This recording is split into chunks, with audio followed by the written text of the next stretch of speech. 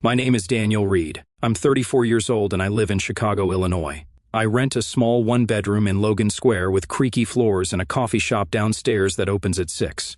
I like the quiet before the city wakes. I bike or drive my old Honda to the office near the river. People say the building looks like a glass laptop. It fits because my job is numbers. I'm a mid-level analyst at Vantage and Vail, a consulting firm that loves slides more than oxygen. I make models that help leaders feel brave. I check details no one sees. I catch mistakes no one thanks me for. My desk sits near the exit sign, under a vent that blows cold air in winter. I bring a sweater because the thermostat is a rumor. I don't complain, I just do the work. People call me the Spreadsheet Guy. They mean it like I'm a piece of office furniture. My coworkers shake hands too hard. They talk about Ivy League this and series of that, wearing watches that cost more than my car. I keep my head down and meet deadlines. It's easier to be quiet. Quiet keeps you safe. But being quiet doesn't mean being small. After hours, I go home, make pasta, and open a different laptop. I write code. I test a tool that watches networks the way a lifeguard watches a busy pool. When a ripple looks wrong, my tool sees it fast. I called the company HarborSec because every ship needs a safe place to dock. At work, I'm the guy who formats cells. At home, I sign contracts. No one at the office knows. They don't ask. And I don't tell. Not yet. The culture at Vantage and Vail is loud. The lobby has a wall of fake greenery and a neon sign that says "Own the Room." People here try to own every room, even the elevator. The coat rack looks like a showroom. Suits in navy and charcoal hang like armor. Sneakers are clean enough to eat from. We have a weekly town hall where someone quotes a famous founder and another person claps too long. New hires stand up and list schools: Princeton, Yale, Wharton, Booth. It sounds like a label roll. When I say University of Illinois at Chicago, people nod like I said community service. It's fine. I learned to let my work speak. But in this place, work whispers and brand names shout. The project rooms have glass walls, so you can see who got invited and who didn't. You can also see who cleans up the markers and wipes the board. That person is usually me. There's a Slack channel called #wins where people post selfies with clients. There's another joke channel where they roast each other's ties. One time someone posted a photo of my old leather laptop bag with the caption, "Vintage or just tired?" 47 laughing emojis. I turned off notifications and went back to the model. The funny thing is, the model saved the client a few million, but the client never saw my face. My boss presented it as if the numbers wrote themselves. That's the rule here. Shout the easy things, hide the hard things, and pretend the spreadsheet guy only presses some. I let them. It keeps the spotlight off my real life. HarborSec is small but alive. Nights and weekends, we help small hospitals, factories, and schools stop weird traffic before it becomes a headline. I don't post wins. I don't brag. I build. The label started the day I showed up with a thrift store jacket and a laptop bag that had my college logo stitched on the strap. "Morning spreadsheet," a senior consultant said, like it was my first name. The nickname stuck like gum on a shoe. It followed me to meetings, to Slack threads, to the break room where people leave unmarked yogurts like tiny trust falls. "Spreadsheet, can you pull one more tab?" "Spreadsheet, can you clean this pivot?" "Spreadsheet, can you turn this mess into a chart that looks expensive?" I made a game of it. Every time someone called me spreadsheet, I tried to add one thing they didn't ask for. A sensitivity test, a clear legend, a hidden catch where bad assumptions went to die. The models got better. The name never changed. At happy hours, they joked about my car. "How many miles on that thing, Dan? Does it start with a prayer?" I smiled. "It starts if you turn the key." They laughed harder than the joke deserved. In the elevator, a partner once asked where I got my shoes. "A store," I said. He stared at me like I had answered wrong. "You should upgrade," he said. Clients notice. Clients notice many things. They don't notice me because I'm not in the room when the slide deck hits the screen. Once, a director said, "We need someone invisible to sit in the back and take notes. Invisible is cheaper than junior consultant." That day, I wrote pages of notes, no one read. I went home, opened HarborSec's dashboard, and watched an alert resolve, clean and fast. A school district avoided a mess because my code saw a pattern and blocked it. No one clapped. That felt right. Real work doesn't need applause. It needs to work. I didn't plan to start a company. I planned to sleep. But a few years ago, my aunt's clinic got hit by a small attack. It locked patient files for 2 days. Nothing made the news, but I saw the panic. Nurses used paper notes. Doctors delayed results. and a kid waited an extra day for a test that mattered. I stayed up that weekend reading logs. The pattern wasn't fancy. It was fast. I wrote a little watcher that sat quiet but woke up the second a strange handshake touched the network. The clinic never had that problem again. Word spread from office to office, inbox to inbox. I said yes too many times, then hired help. Priya left a big cloud company to build with me. Marco handles deployments like a calm storm June sells without overselling. We named it HarborSec because we liked the picture. Lanterns over dark water, ships coming home. We signed our first contract at my kitchen table. My pen shook. I hid the folder in a drawer, under tax documents and a bookmark I never used. HarborSec grew one referral at a time. I didn't take investor money. I wanted control and quiet. I gave my team good salaries and better sleep. We promised to answer the phone at 2 a.m. and mean it. At Vantage and Vail, I ran one dashboard by day and a whole other world by night. I kept 2 calendars, work and work. I drank too much coffee and said I liked the taste. People at the office told me to build my brand. I built a product. People posted about thought leadership. I wrote clean docs. It was enough. It was more than enough. No one at the firm knew. They didn't ask. I didn't tell. That was safer for everyone, until it wasn't. It changed on a Monday. The CEO, a tall man with the smile of a billboard, called a company meeting. We crammed into the town hall. He stood under the neon sign and held a small remote like it was a trophy. "The market is shifting," he said. "We're tightening the ship. Budget cuts, role reviews, and a renewed focus on impact. Everyone will need to prove their worth." People sat straighter. Prove your worth means prove your seat. He clicked to a slide with lines and arrows that looked like a strategy because it had shapes. "We'll go lean," he said. "We'll go fast." Afterward, managers pulled people into side rooms. My boss, Trent, waved me into a huddle space with glass walls and a view of the coffee machine. "You're valuable," he said, voice soft. I waited for the but. "But the partners want visible impact, client-facing, big moves. You're more operational." I looked at my hands, then at him. "So what do you need from me?" He smiled like a dentist.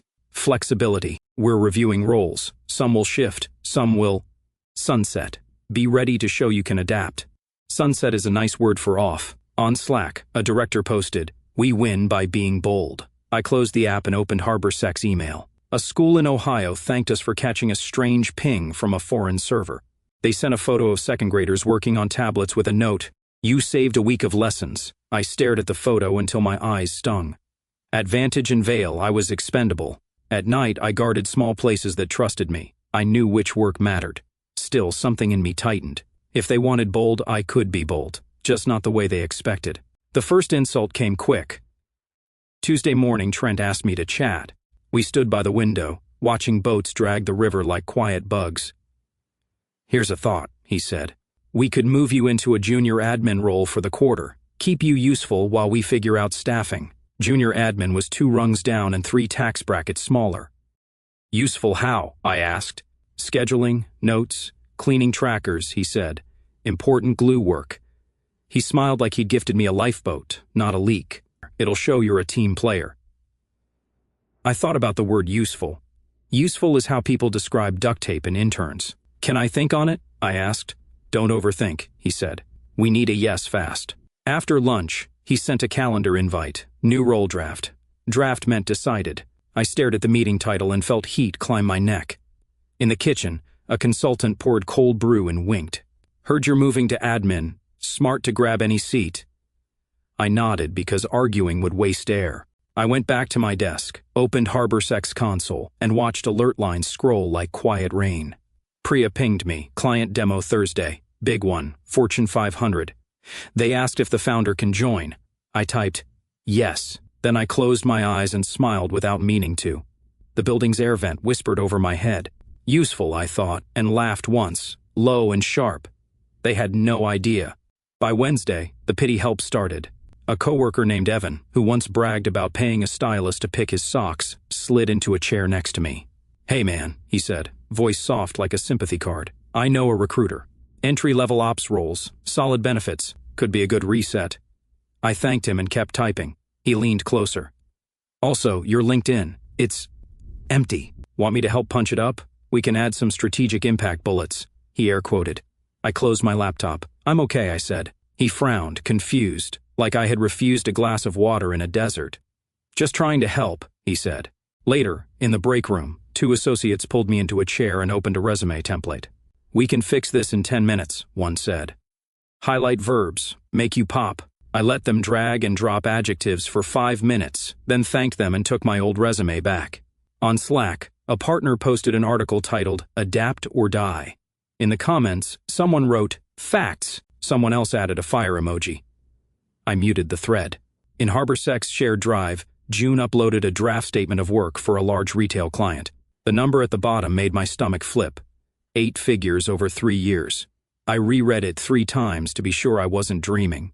Then I stood up, refilled my water, and walked past a glass room where my boss laughed with a director about golf. I pressed my hand to the cold water bottle and decided to say less and watch more. People show themselves if you wait. They had already shown me everything. That night, I took the blue line home and thought about the last time I spoke up at work. It was 3 years ago.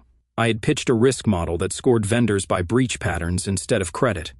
I built a demo in Python, simple and clean. I showed it in a small room with bad coffee and buzzing lights. Halfway through, a director stopped me. Cute, he said, but clients want glossy. We'll buy a tool with a dashboard and slap our logo on it. The room laughed. I laughed too, then deleted my notes and brought coffee to the next meeting. After that, I learned the rule. If you show something real, they'll call it naive. If you show something shiny, they'll call it smart. I picked quiet. I built HarborSec instead. I hired people who didn't laugh at hard problems. We wrote code that did its job and then shut up. We added a kill switch that any school it lead could hit at 2 a.m. with one hand and one eye open. We tested in silly ways, microwaves, Christmas lights, a coffee machine that kept trying to join the network like a needy friend.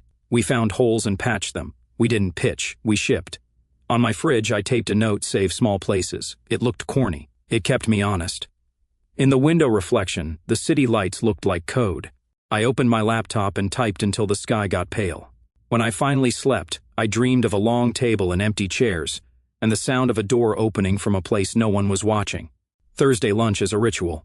The team goes to a place with Edison bulbs and a menu that uses the word artisanal 4 times. People order salads with names. I order a burger and don't explain myself.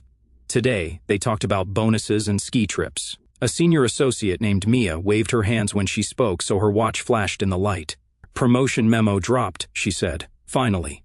Evan clapped the table. Deserved. They turned to me like a cue. You good, Dan? Mia asked. Things will shake out. I said. Evan pointed at the window. That your Honda? The one with a bumper sticker that says I stop for Wi-Fi? Mia laughed. I smiled. That's not mine. You should upgrade, Evan said. Treat yourself. Mia looked at my jacket. Is that thrift? I nodded. Vintage, I said. She grinned. Bold. When the check came, Mia said, let's split even. I paid my share and tipped well. On the walk back, they crossed on a red because a partner waved. I waited for the light to change. In the lobby, the neon said, own the room. I looked up at it and thought, not this one. Back at my desk, June messaged, retail client confirmed Monday. Wants HarborSec plus in-person technical team. They asked for you. Priya added a wink emoji and wrote, founder suit or thrift jacket? I typed, thrift, always. In my work inbox, a subject line popped, high-stakes proposal, team assignments. I clicked and felt my jaw tighten. I wasn't on it. The email listed names like a movie poster. Partners, directors, a couple of senior associates. The client was a national retail chain with 1 million endpoints and a history of small breaches that never made big news. This project could bring 7 figures in fees and many selfies for #wins. I scrolled 3 times. My name wasn't there. A minute later, Trent called me into a glass room. Big project, he said, grinning. We need all hands. I didn't see my name, I said. He made the face people make when they have to deliver bad coffee. We want you close, but not client-facing, he said. You'll support the team from the war room, build the model, clean data, keep notes. The important back end. Notes, I repeated. Yes, he said, tapping the table like a drum. You're great at that. Also, we moved your desk to the project floor. It'll be easier. Easier for who? I nodded and thanked him because I needed to see the board before I made a move. On the project floor, the energy felt like a pep rally. People printed stickers of the client's logo and slapped them on laptops. Someone wrote a slogan on the whiteboard, no sleep till sign. A director asked me to set up a shared drive and smiled like he'd tossed me a medal. I built the folder tree in 2 minutes, then stared at the wall clock and counted the seconds between the ticks. Every click felt like a choice I hadn't made yet. Harborsec's calendar flashed Monday too. 2 rooms, 2 tables, 2 versions of me, only one would matter. Friday morning I got my role in writing, meeting scribe and action tracker. The email said I would own the narrative by capturing decisions. Owning the narrative means you don't get to make it. I opened a new doc and named it Notes. 01, then closed it. At 10, the kickoff started. The client team joined by video, a CISO with calm eyes, 2 directors who looked tired, in a smart way, and an ops lead who had a post-it stuck to the back of his laptop. Our partner launched into a speech about excellence. The slides were beautiful and said very little. I typed key points and timestamps because muscle memory is fast. When I spoke to summarize, Trent cut me off. "We'll handle that," he said. "Let's keep our analyst focused on tracking." The client asked about legacy systems and third-party risk. Our directors answered in phrases that sounded like answers. Someone wrote "zero trust" on the board and underlined it twice. The ops lead rubbed the post-it off and asked, "Who here actually touches alerts?" No one answered for 2 seconds too long. The CISO nodded once like he saw something he expected to see. I typed. I watched.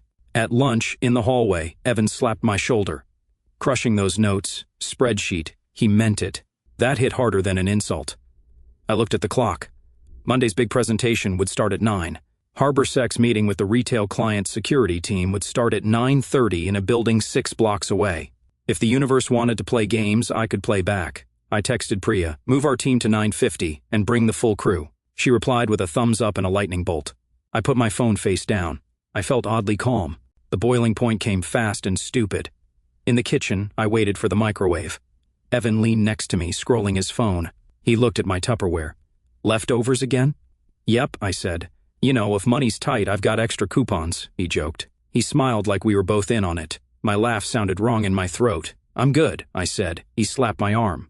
"Chill, man. Just a joke." He left with a protein bar that cost more than my lunch. The microwave beeped. I took my food back to the war room and stared at the steam rising like a tiny weather report. I wasn't angry. I was done. There's a difference. At 2, I walked outside and called Priya. "We're a go," I said. "Bring June and Marco. Wear what you wear when you save people at weird hours. No suits." "You sure?" she asked. "Yes," I said. "Also, send the final contract to the client's legal. If they sign, hold the announcement until 9:45 Monday." "Copy," she said. "And Daniel?" "Yeah? You ready for them to know who you are?"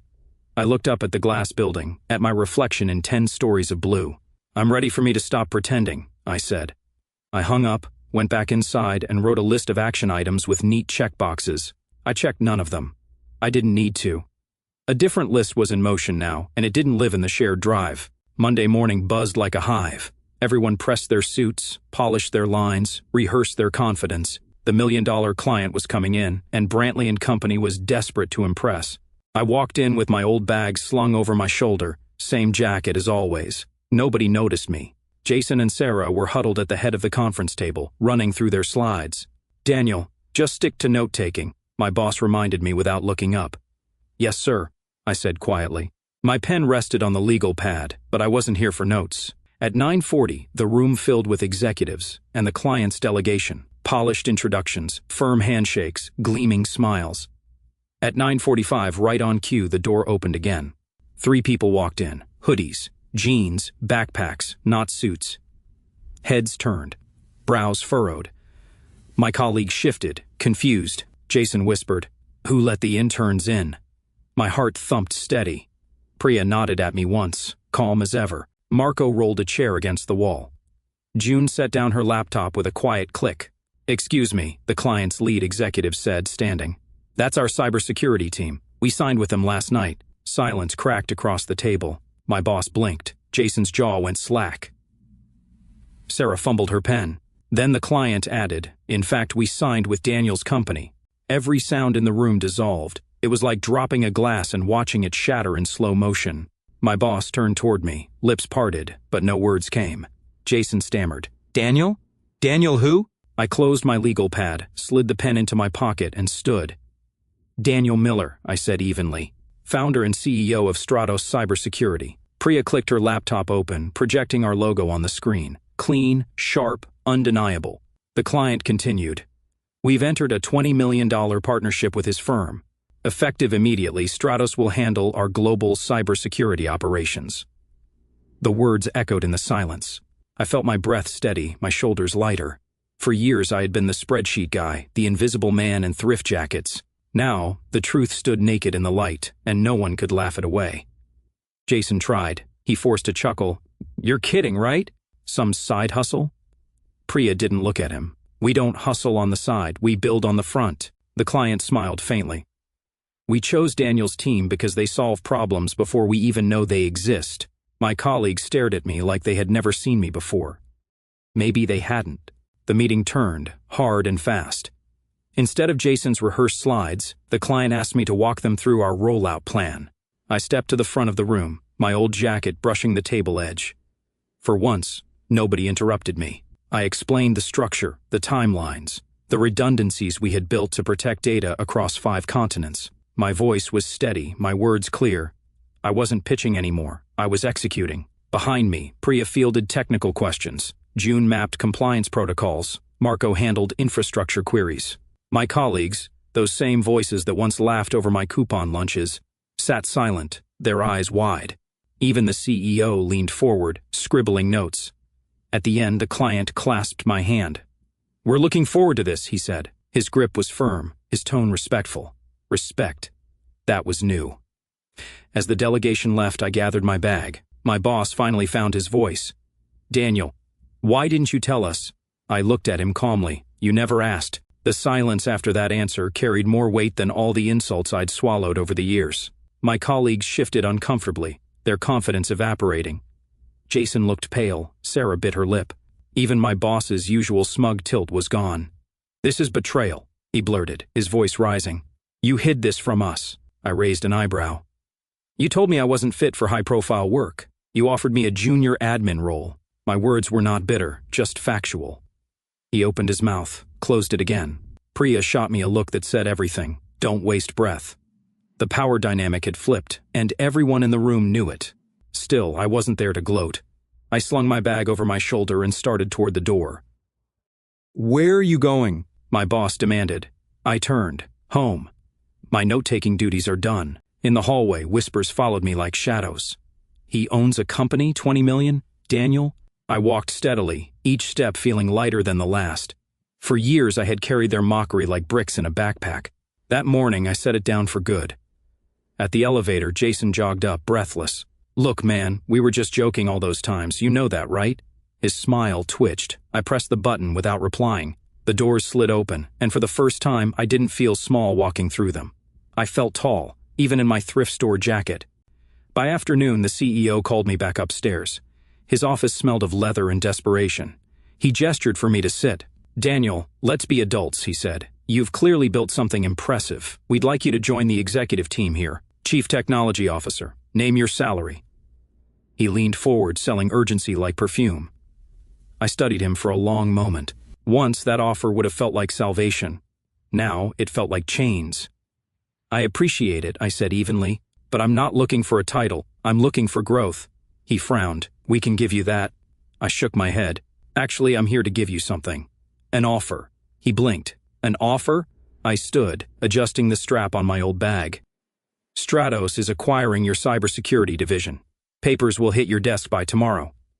His face drained of color. For the first time since I'd known him, the CEO looked small. You can't do that, he whispered. I smiled faintly. I already did. When I left the CEO's office, the whole floor seemed to know already. Eyes tracked me, whispers thick as fog. The spreadsheet guy had turned into something else overnight, and no one could find the words for it. I passed the break room. Evan froze mid-sip, his protein shake halfway to his mouth. He offered a nervous grin. Hey, Dan. All jokes, right? I didn't stop walking. At my desk, my boss waited, fists on his hips, jaw tight. You embarrassed me in front of our biggest client, he snapped. I set my bag down slowly.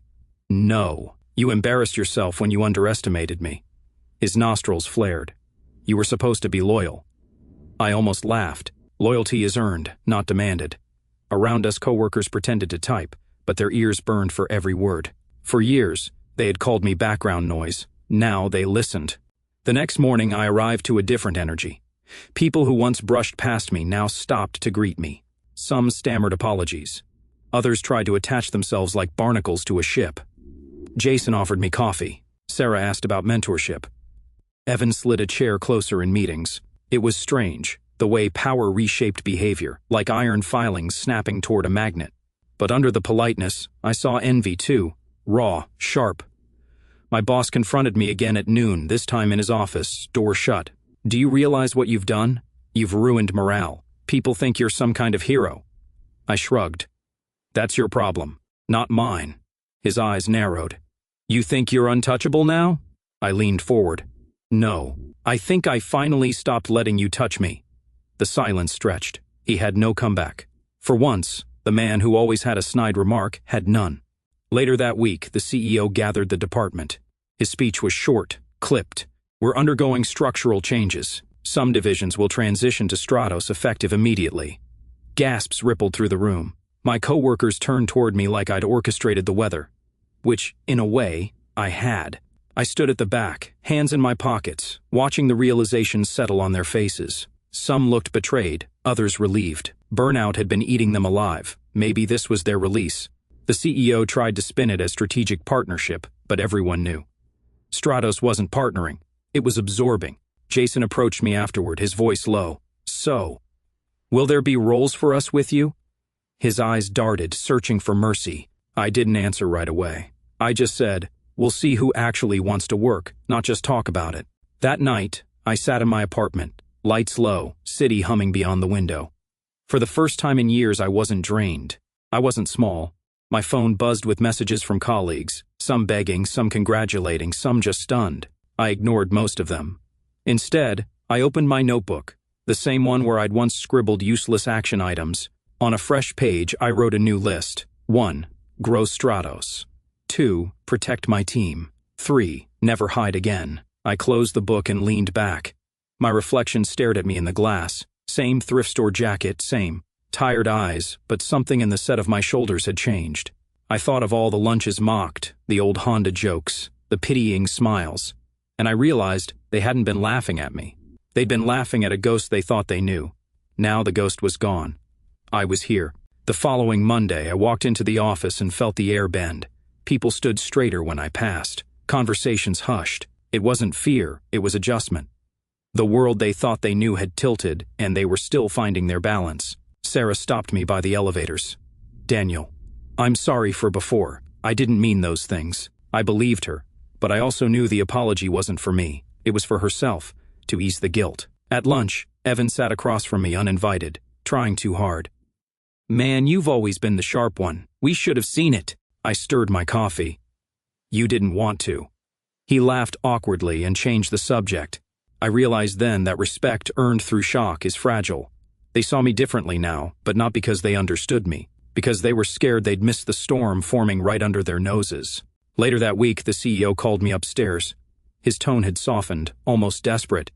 "Daniel, I want you here. EVP of Strategy. Corner office, full autonomy." He spread his hands like he was offering gold. For a second, I let myself imagine it. The fancy title, the sleek view, the very thing they'd dangled over my head for years. Then I shook my head. "I don't want a corner office," I said. His smile faltered. "What do you want?" I leaned forward. "Your cybersecurity division. It's been bleeding for months. Fold it into Stratos, and I'll make it profitable again." His jaw dropped. He thought I'd play his game. But I wasn't playing anymore. I was rewriting the rules. After a long silence, he agreed. Not because he wanted to, but because he had no choice. That day, I walked out not as an employee, but as an owner. On my last official day, I cleared my desk. No ceremony, no balloons, no cake. Just a man packing up a worn laptop bag and an old coffee mug. People came by, one by one. Jason shook my hand. "Wish I'd believed in you sooner," Sarah said. "You showed us it's possible to build quietly." Even Evan muttered, "Respect, man." I nodded at each of them, but my eyes stayed steady. Respect given late is still respect, but it carries a different weight. At the door, I paused and looked back. The office buzzed like it always had, but it felt smaller now, like a toy model of the place that once held my whole world.